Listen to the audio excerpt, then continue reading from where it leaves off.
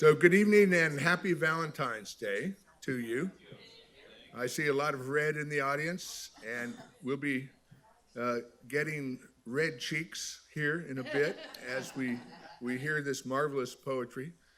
I'm Hank Hine, I'm the museum director, and it's our privilege to have this program curated by Helen Wallace, who is at her son's wedding in Puerto Rico at the time and couldn't join us.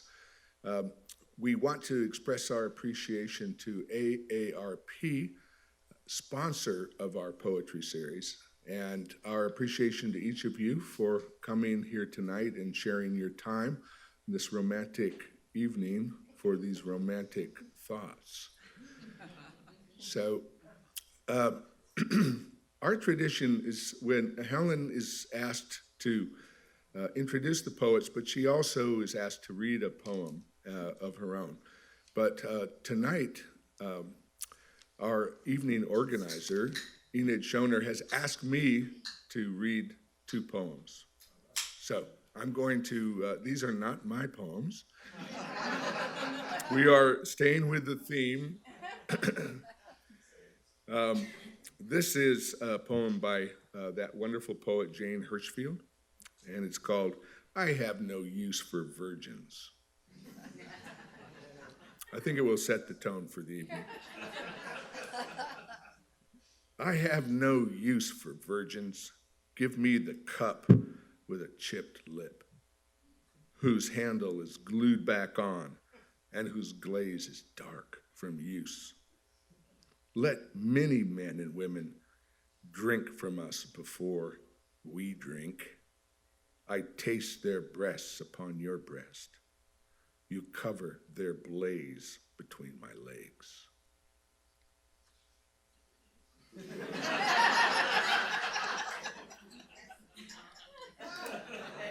All right. Okay. And if you need to get that wine, go ahead. Cheers.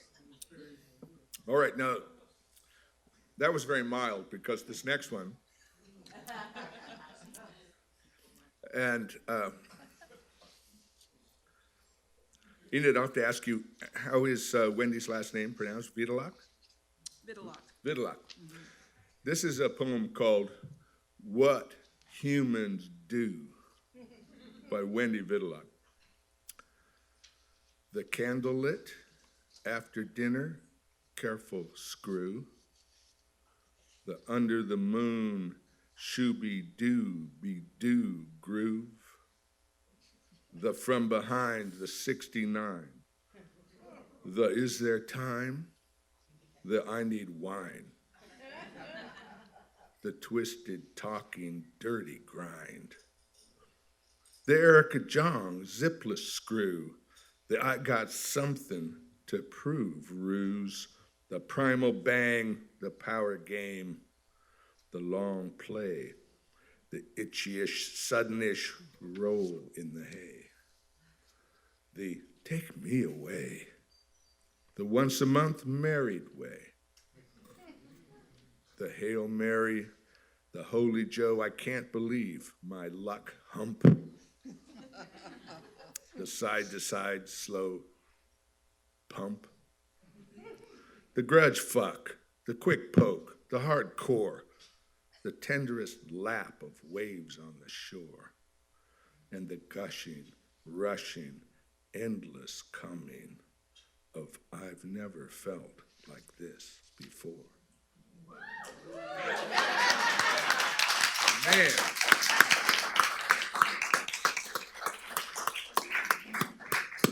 A man could not write that.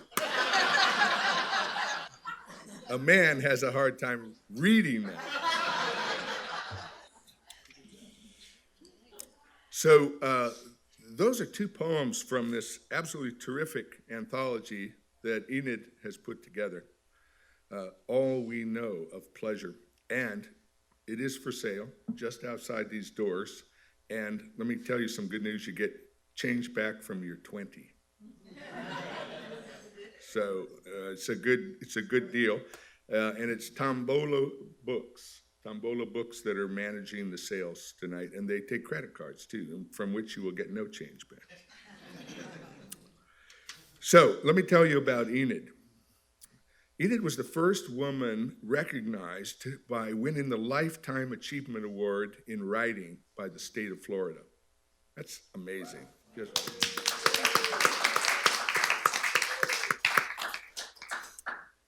And I wanted to mention that she's supported by her husband, Levant, here tonight, a painter.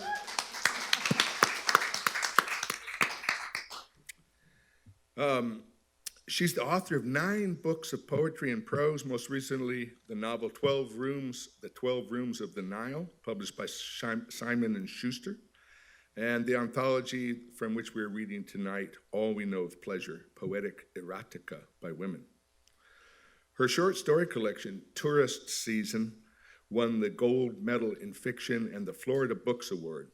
Her poems and stories have appeared in, listen to this list, The New Yorker, can't do any better than that, Poetry, The Atlantic, Paris Review, amazing, and many other magazines as well, in more than 70 anthologies and textbooks.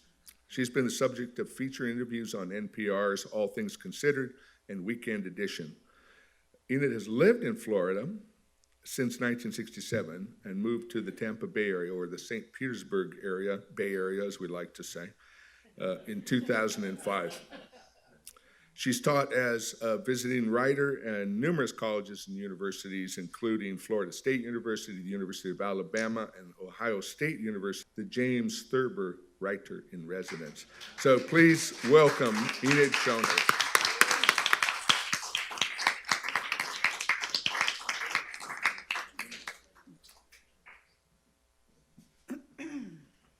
Happy Valentine's Day. I hope your life is full of love, whether it's from a partner, a dog, a child, or whatever, or more than one. The first poem I'm going to read has quotations around the title. It's called What Do Women Want? The quotations refer to the fact that Sigmund Freud asked that question. Probably what he said was, what the hell do women want? This is by Kim Adonisio. What do women want? I want a red dress. I want it flimsy and cheap. I want it too tight. I want to wear it until someone tears it off me. I want it sleeveless and backless, this dress, so no one has to guess what's underneath. I want to walk down the street past Thrifty's and the hardware store with all those keys glittering in the window, past Mr. and Mrs. Wong selling day-old donuts in their cafe, past the Guerra brothers slinging pigs from the truck and onto the Dalí, hoisting the slick snouts over their shoulders. I want to walk like I'm the only woman on earth and I can have my pick. I want that red dress bad. I want it to confirm your worst fears about me, to show you how little I care about you or anything except what I want. When I find it, I'll pull that garment from its hanger like I'm choosing a body to carry me into this world, through the birth cries and the love cries too, and I'll wear it like bones, like skin. It'll be the goddamn dress they bury me in.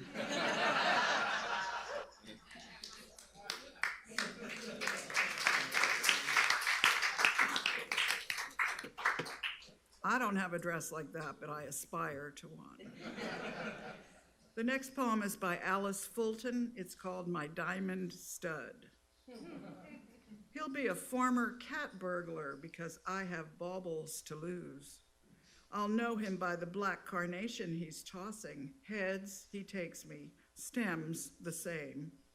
Yes, he'll be a hitchhiker at this roller rink I frequent, my diamond stud, who'll wheel up shedding sparks and say, "Écoutez, bébé, I'm a member of a famous folded trapeze act. My agility is legend, etc." Keeping his jeweler's eye on my gold fillings. He'll know what I really want, whipping me with flowers, his fingers grosgrain sanded smooth, raw to my every move. For our tryst, we'll go to travel folder heaven and buff puff each other's calluses in Valentine tubs. He'll swindle the black heart between my thighs, dress me up in ultra suede sheaths, himself in naugahyde, no leather. He'd never let anything touch him that wasn't once alive. Creepy. But sexy, right? When I found this poem, I thought it was so unusual, I knew it had to be in the anthology. It describes young girls doing something I didn't have in my experience, but maybe you did. This is called Practicing, and it's by Marie Howell. I want to write a love poem for the girls I kissed in 7th grade, a song for what we did on the floor in the basement of somebody's parents' house, a hymn for what we didn't say but thought, that feels good, or I like that, when we learned how to open each other's mouths, how to move our tongues to make somebody moan. We called it practicing, and one was the boy, and we paired off maybe 6 or 8 girls and turned out the lights and kissed until we were stoned on kisses and lifted our nightgowns or let the straps drop. And now you be the boy, concrete floor, sleeping bag or couch, playroom, game room, train room, laundry. Linda's basement was like a boat with booths and portholes instead of windows. Gloria's father had a bar downstairs with stools that spun, plush carpeting. We kissed each other's throats. We sucked each other's breasts, and we left marks and never spoke of it upstairs, outdoors, in daylight, not once. We did it, and it was practicing, and slept, sprawled so our legs still locked or crossed, a hand still lost in someone's hair. And we grew up and hardly mentioned who the first kiss really was. A girl like us, still sticky with the moisturizer we'd shared in the bathroom.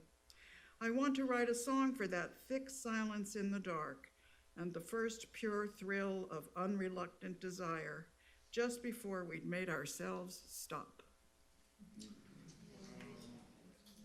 I don't know, it sounds interesting to me.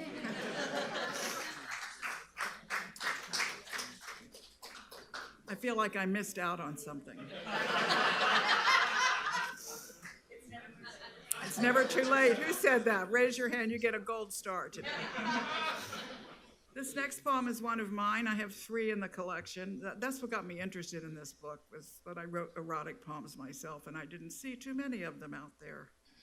Fishing Seahorse Reef, and Seahorse Reef is in the Gulf of Mexico, just north of Cedar Key. Our lures trail in the prop wash, skipping to mimic live bait. Minutes ago, I watched you cut up the dead shrimp that smell like sex. Now we stand, long filmy shapes jigsawed by the waves, and wait for the rods to arc, heavy with kingfish. We bring the limit of 8 on board, their teeth gnashing against the lures. And I think how tender all animal urgency is. These fish thrashing to throw the hook, or a man flinging himself into the future each time he enters a woman. This is what I picture all afternoon.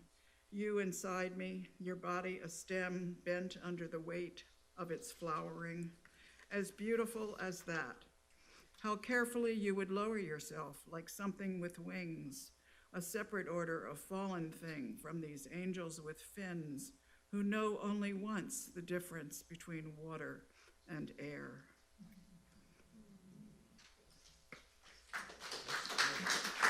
Thank you.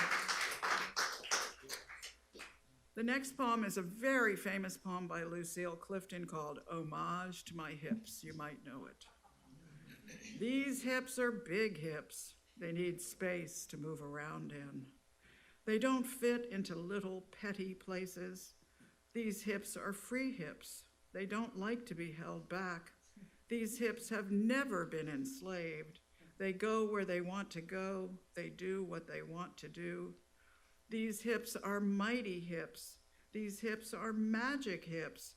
I have known them to put a spell on a man and spin him like a top.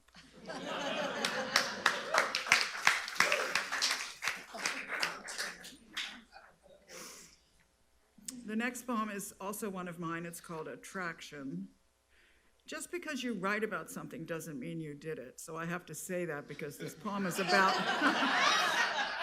this poem is about adultery. So just saying.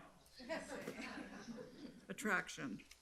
The whites of his eyes pull me like moons. He smiles. I believe his face. Already my body slips down in the chair. I recline on my side, offering peeled grapes.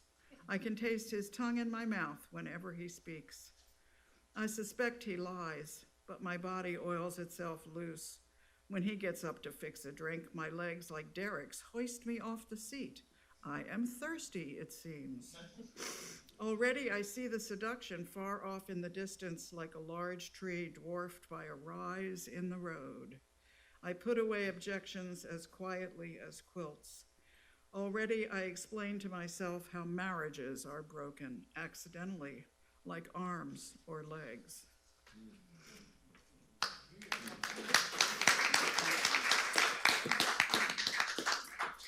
It's my pleasure to introduce our next reader, Lisa Birnbaum. She's the author of the novel Worthy, published by Dzanc Books in 2016, and a professor emerita of the University of Tampa. Her fiction, nonfiction, poetry, and spoken word performance has been supported by numerous grants and writers' residencies and has appeared in such journals as Connecticut Review, Puerto del Sol, Quarter After 8, and Kestrel. Please welcome Lisa.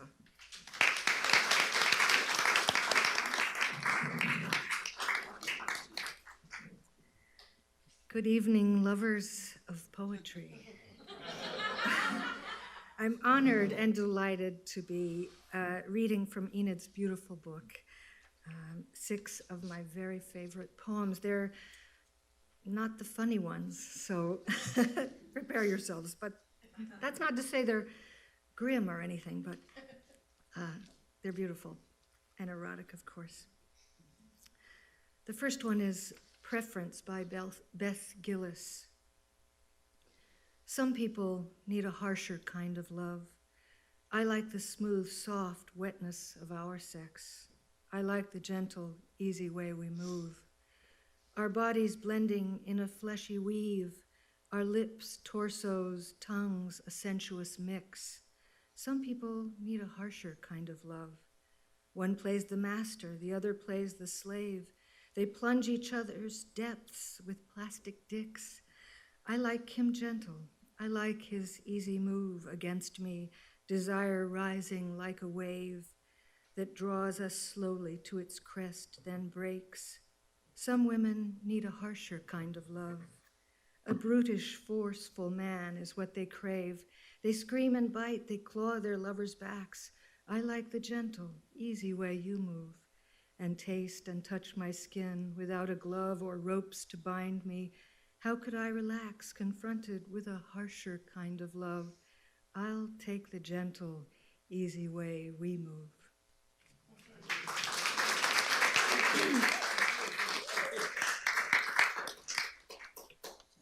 And this one is called Gate 22 by Ellen Bass.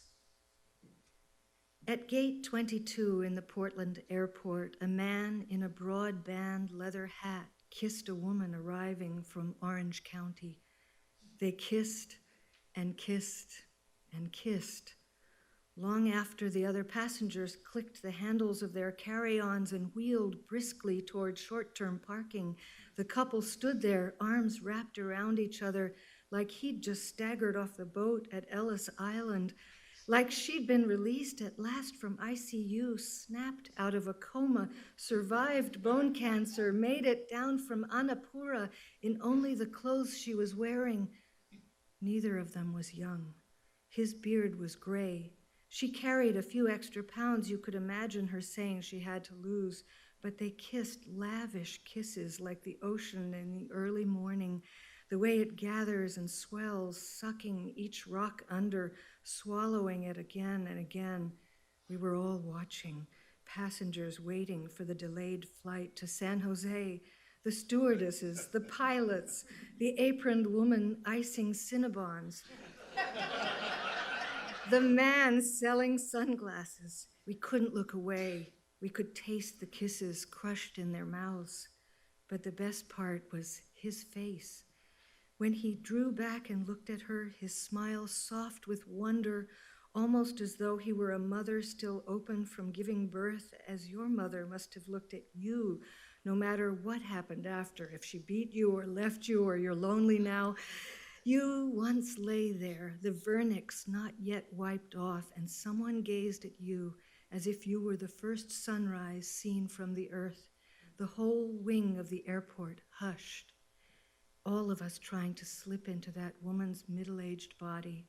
Her plaid Bermuda shorts, sleeveless blouse, glasses, little gold hoop earrings, tilting our heads up.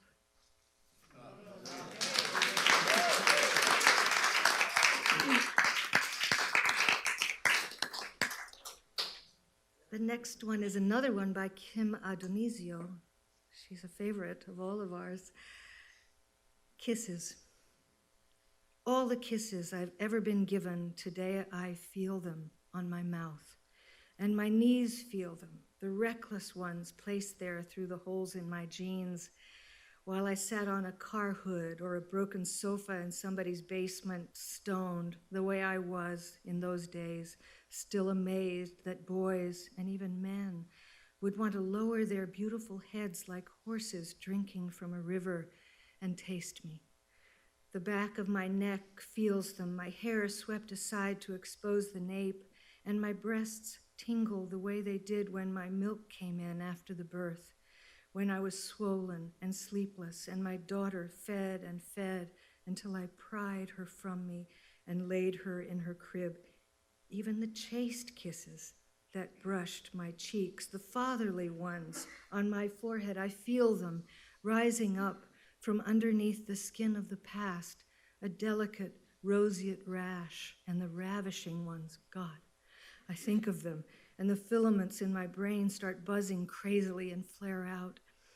Every kiss is here somewhere, all over me like a fine, shiny grit, like I'm a pale fish that's been dipped in a thick swirl of raw egg and dragged through flour, slid down into a deep skillet, into burning. Today I know I've lost no one. My loves are here, wrists, eyelids, damp toes, all scars, and my mouth, pouring praises, still asking, saying, kiss me. When I'm dead, kiss this poem. It needs you to know it goes on. Give it your lovely mouth, your living tongue.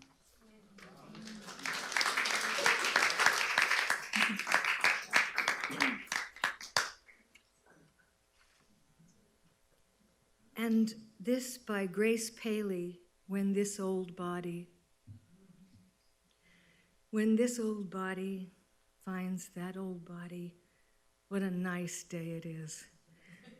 When that old body loves this old body, it's dreamless to sleep and busy to wake up.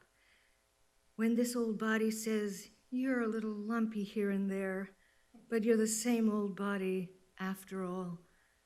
Old body, in which somewhere between crooked toe and forgetful head and, the flesh encounters soul and whispers, you.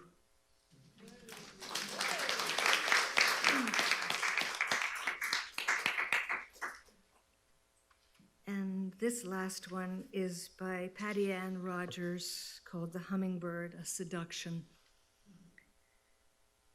If I were a female hummingbird perched still and quiet on an upper myrtle branch in the spring afternoon, and if you were a male alone in the whole heavens before me, having parted yourself for me, from cedar top and honeysuckle stem and earth down, your body hovering in midair, far away from jewelweed, thistle, and bee balm. And if I watched how you fell, plummeting before me, and how you rose again and fell with such mastery that I believed for a moment you were the sky, and the red-marked bird diving inside your circumference was just the physical revelation of the light's most perfect desire.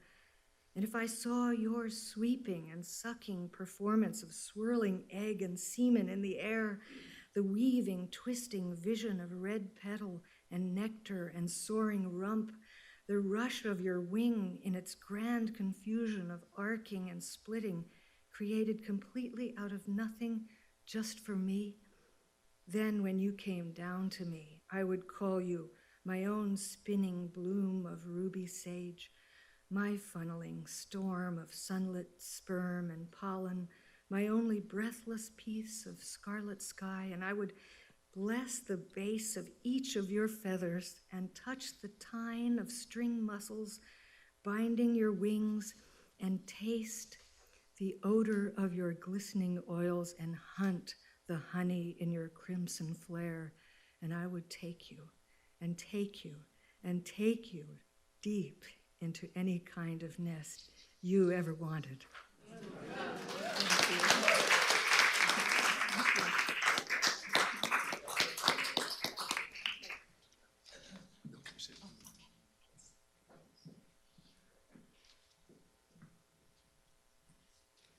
Now it's my pleasure to introduce our third reader, my friend Allison Hoffman.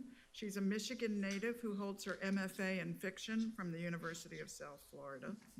There she taught creative writing, composition, and professional writing.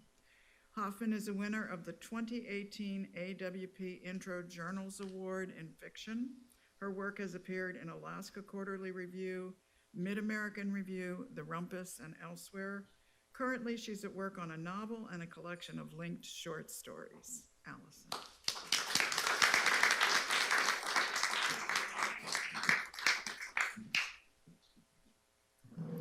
Thank you, Enid. And thank you all again, lovers of all kinds. This is the last Kim Adenizio poem. I think we all have done one. This is First Poem for You. I like to touch your tattoos in complete darkness when I can't see them.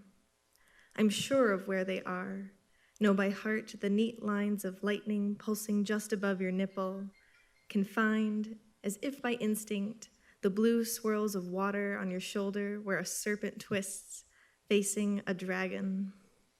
When I pull you to me, taking you until we're spent and quiet on the sheets, I love to kiss the pictures in your skin. They'll last until you're seared to ashes. Whatever persists or turns to pain between us, they will still be there. Such permanence is terrifying. So I touch them in the dark, but touch them trying.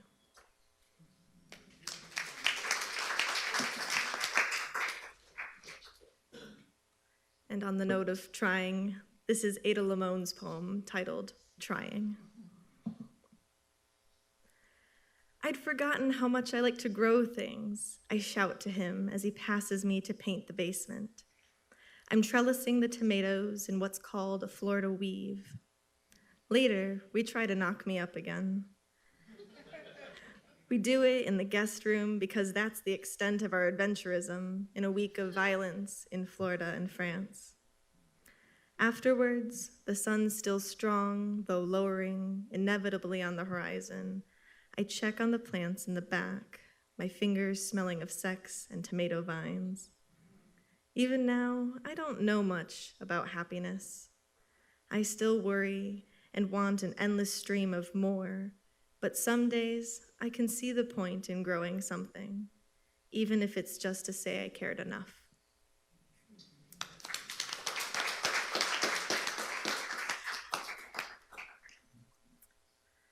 This is Green Boy by Kai Cheng Tom. You spill pollen and hayseed all over me. Naked, I wear only the grass stains your fingers leave behind. I want to go hunting for spring in your body. You open windows in mine. My name in your mouth is a pigeon, is a dove, is a canary. It circles the room, once, twice, 3 times, singing, then darts out the window to light up the December night.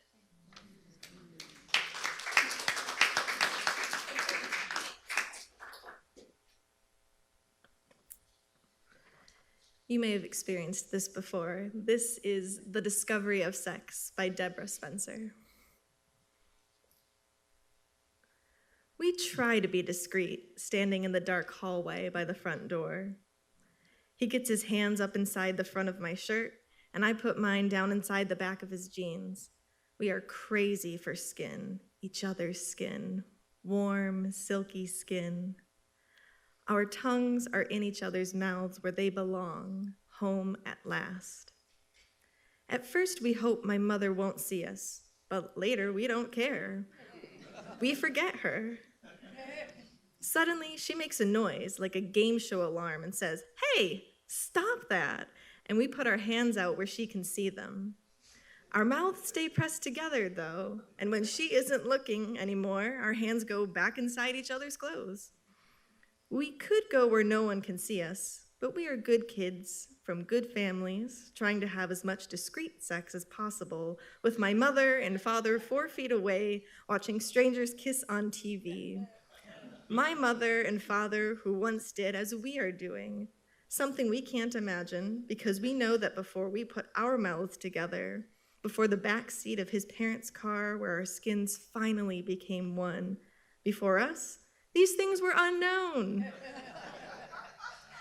Our parents look on in disbelief as we pioneer delights they thought only they knew before those delights gave them us. Years later, still, we try to be discreet, standing in the kitchen now where we think she can't see us.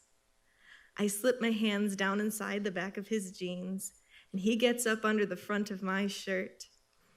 We open our mouths to kiss, and suddenly, "Hey, hey," says our daughter, glaring from the kitchen doorway. "Get a room," she says, as we put our hands out where she can see them.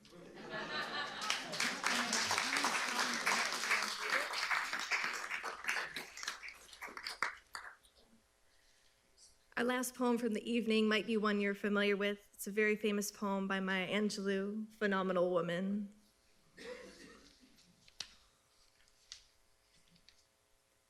Pretty women wonder where my secret lies. I'm not cute or built to suit a fashion bottle size, but when I start to tell them, they think I'm telling lies. I say, it's in the reach of my arms, the span of my hips, the stride of my step, the curl of my lips. I'm a woman, phenomenally. Phenomenal woman, that's me. I walk into a room just as cool as you please, and to a man, the fellows stand or fall down on their knees. Then they swarm around me, a hive of honeybees. I say, it's the fire in my eyes, and it's the flash of my teeth, the swing in my waist, and the joy in my feet.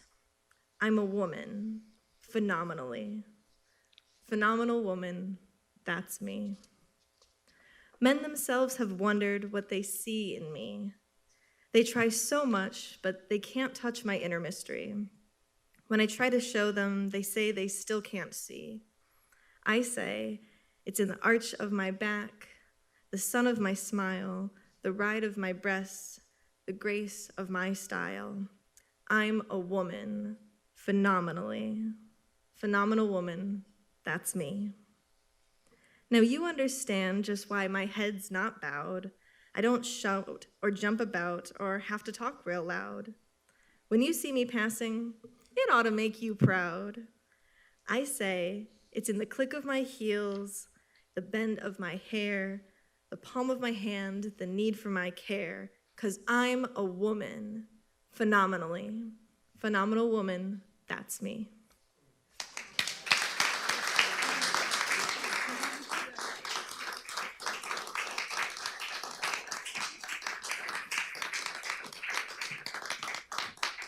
I just so much want to share one poem that I forgot to read out of my list. If you don't mind, we'll just have one more. It's a beautiful poem by Robin Becker, and somehow I just forgot it was at the bottom of the stack. I shouldn't have because it's very fine, and it's the line. The title comes from a line in her poem, so it's especially important to read it. Maybe It's called Hold Back by Robin Becker. Like afternoon shadows on October adobes, she will fall and fall on me. Wind fluttering white at the window, smell of pinon fires and first snow on the mountain. Cool blue altitudes we drive, down here we burn. Let silence reign its quiet weather. Let her sun-tanned arm graze mine with its peach bloom glaze. I know how to walk away and come back shining. In time, she will open her shirt. She will show me her neck. She will close her eyes.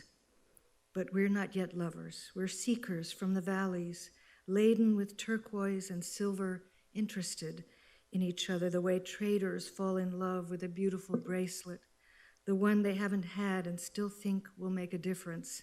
But we're not thinking of the future. That's one of the conditions. I'm tracing her palm with my finger and feeling the Rio Grande rush over the autumn stones. I'm kissing the inside of her elbow. The moccasin soft skin is a song I heard at the Pueblo when the women danced together the small, mysterious movements. Soon she'll lie on her stomach with her chest pressed into the thin sheet, and I'll climb to her back, freckled with summer light. Impatient, she throws her head left and right. She wants me to begin. She's been waiting all afternoon for my hand at the base of her spine, so I hold back. All we know of pleasure is pleasure delayed, the fine restraint which once given over is gone.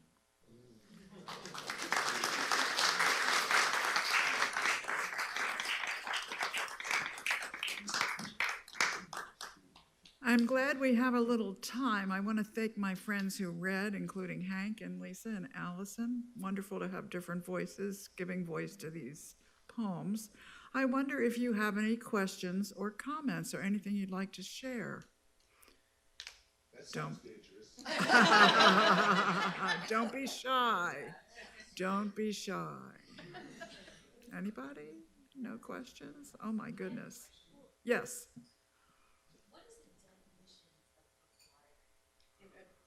What is the definition of erotic poetry? Well, the difference between erotic poetry and pornography is that pornography is more vulgar. Love poetry doesn't usually have any details about sex itself. So that's sort of it's a spectrum of love poetry, erotic poetry, pornography. And of course, pornography usually doesn't have any artistic merit. I did, the kinds of poems that you would find online if you search for erotic poems are things like, I love you, let's screw.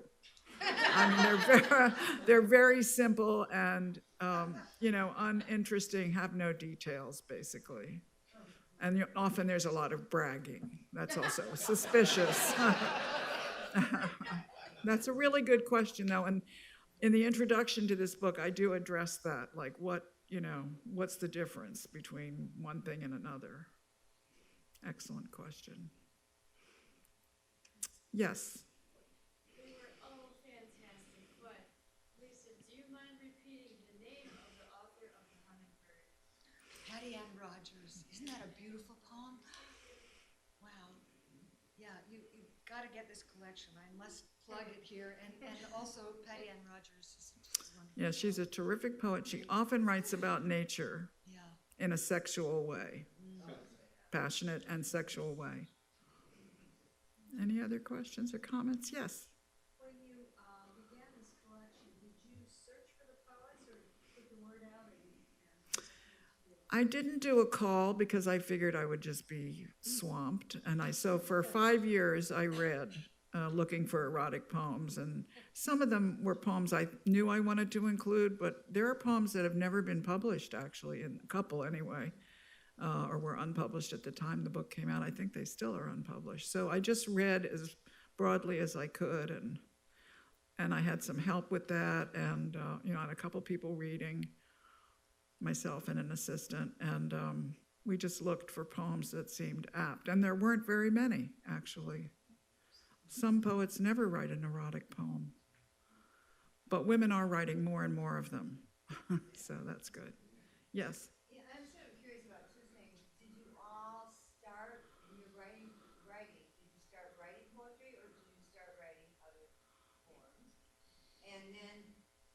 did poetry, did you start writing erotic poetry, or did you go into that? Well, I'll talk to myself first, and then we'll hear from the other two. So I began as a poet, and then I sort of moved into fiction. I have only written maybe 4 or 5 erotic poems. They're pretty hard to write, and taste is a huge factor. What somebody might find passionate, somebody else might find vulgar. So, Lisa, what about you? Do you want to? I have published very few poems. I'm a fiction and a nonfiction writer, but I love poetry, and I guess the poems that I have written have been somewhat sensuous. So yeah, that's my story. I'm coming to writing via nonfiction, and so just dipping my toes into the poetry pond. And I don't think you can start at the erotic poetry end of that pond. So maybe I'll get there along the spectrum, start at love and maybe end at erotic poetry. I'll skip the pornography poetry. Yes, sir. Is women's erotic poetry an international phenomenon? Are there poets in other cultures that come to your attention through study? I didn't look for poetry in other languages, so I would be guessing or speculating. But again, I think it's unusual to have people writing erotic poems. But since more women are writing than ever before, there are more of them. And in my experience, the gay women were writing more erotic poetry than the straight women.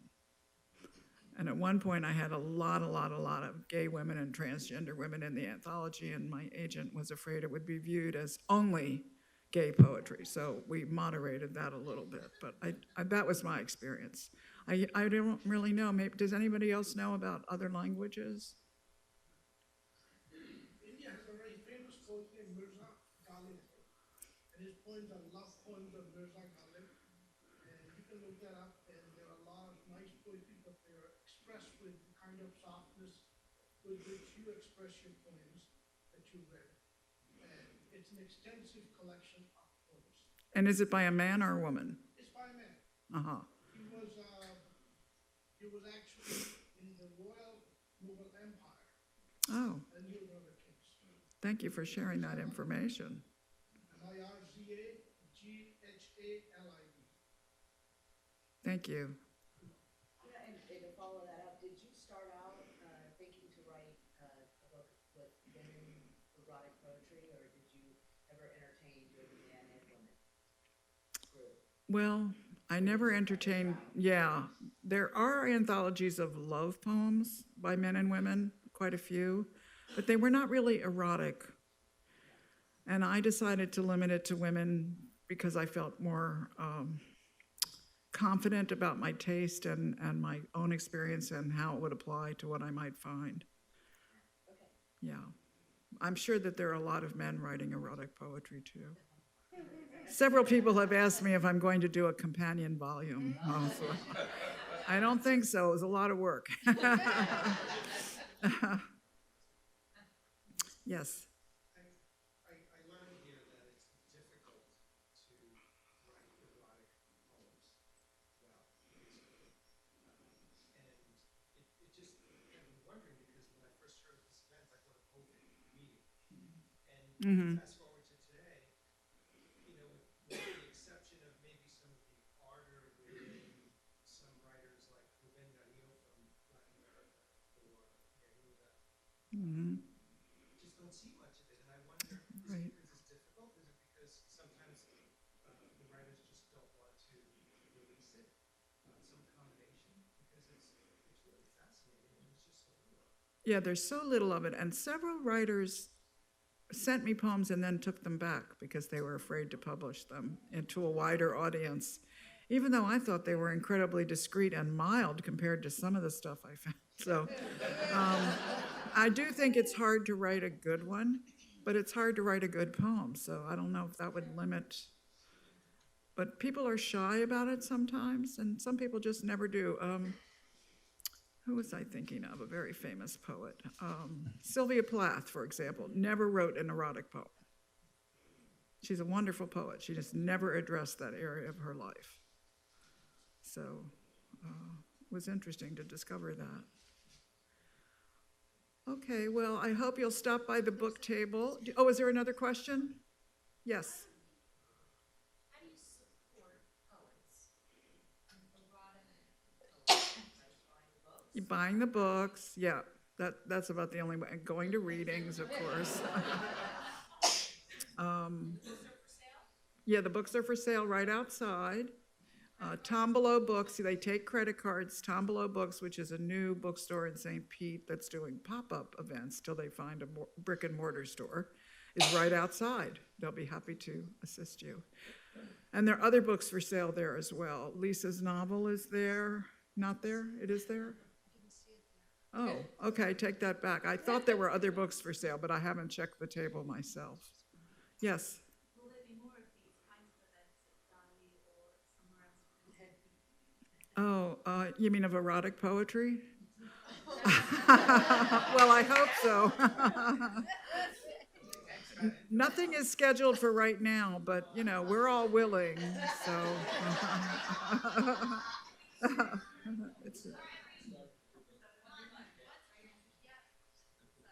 Oh, that's okay. Right.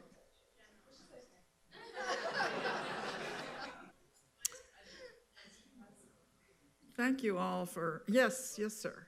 Maybe you've already talked about this, but the way the anthology is structured, I found fascinating. Was that always the intention, just the way it's put together? Yeah, no, actually, I waited to put it together after I'd selected all the poems, and I had so many misconceptions of what I would receive. For example, I was sharing with the readers tonight that I thought I would find a lot of poems about threesomes or even foursomes. Nothing, not one. I thought I would find a lot of poems about phone sex. I think we found 2, and we couldn't get permission to reprint one of them. So that order grew organically out of the selection. First, I selected all the poems, and then I saw what I had. But then it seemed to make perfect sense, Sometimes that happens. Yes? I don't know much about poetry, but have men been writing erotic poetry for years and now women are just getting into it? No, I think there's more openness now. I don't think men were writing really passionate erotic poetry any more than women were, although there were more men writing, of course. Men have always written love poetry. The sonnet actually began as a sort of seduction form. Let me seduce you with words, and sometimes I'll talk about what you look like and what I look like, but mostly it's a kind of game of seduction. So I'm not sure, but I certainly women are second to come to it,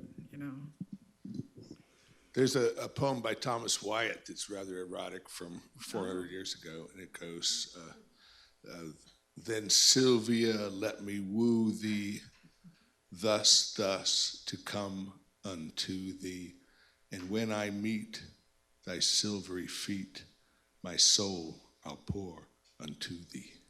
Oh, hey. That's wonderful. I think that the museum director should be reading more poetry on Thursday nights. Well, thank you all for coming, and happy Valentine's Day.